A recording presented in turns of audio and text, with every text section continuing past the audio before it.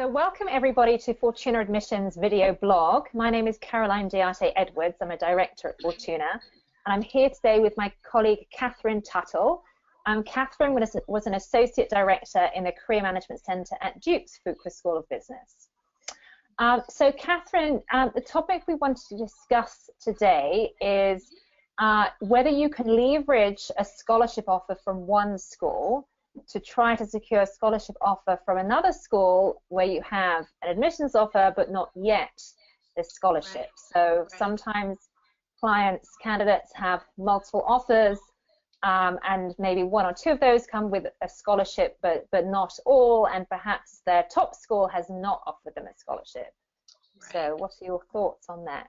Yeah, it's such a good question, and one that we get often, and it's a good problem to have, right? I had a few clients this past round that were in this situation where they had a scholarship or in one case, two scholarship offers from schools, and then got into their top choice school but did not get a scholarship offer there. And business school is a huge investment of time and money. So if someone puts money on the table, it makes sense that you would consider that offer, even if it's not your top choice school. And it's certainly an option to go to the school that did not offer money and ask for them to provide some additional funds. But it's just important to know going into that there's no guarantee, right? So they may be able to offer you something, or they may not. And so I think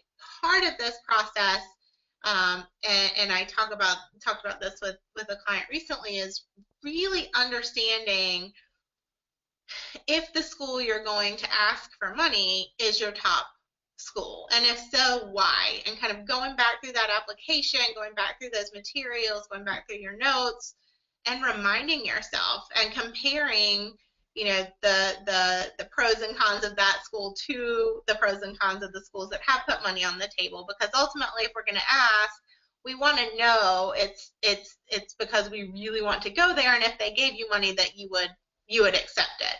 Because we don't want to, what we don't want to do is ask for money and then potentially go in another direction.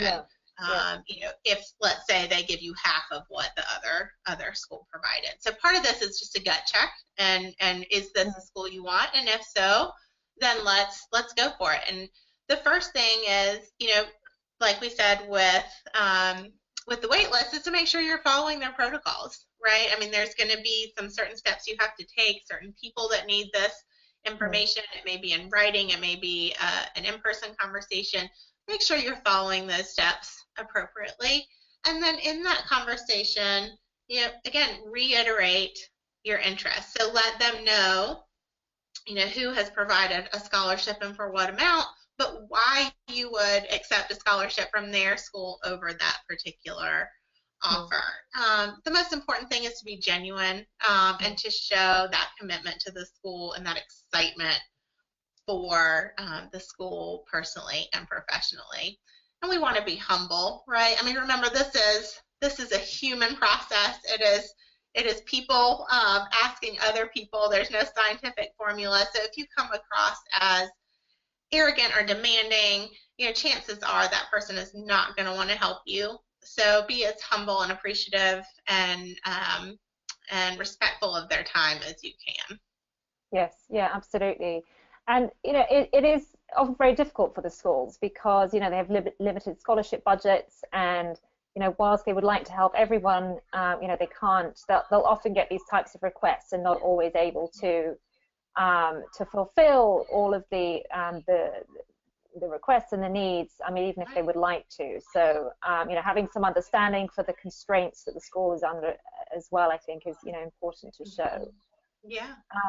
And then what are your thoughts on, you know, what happens next if the school is not able to offer any financing, any scholarship offer? Then, you know, trying to make that decision between taking your number one school, your number one offer, versus taking an offer from a school that is not your number one choice, but they've offered you some substantial scholarship Right. package. Yeah.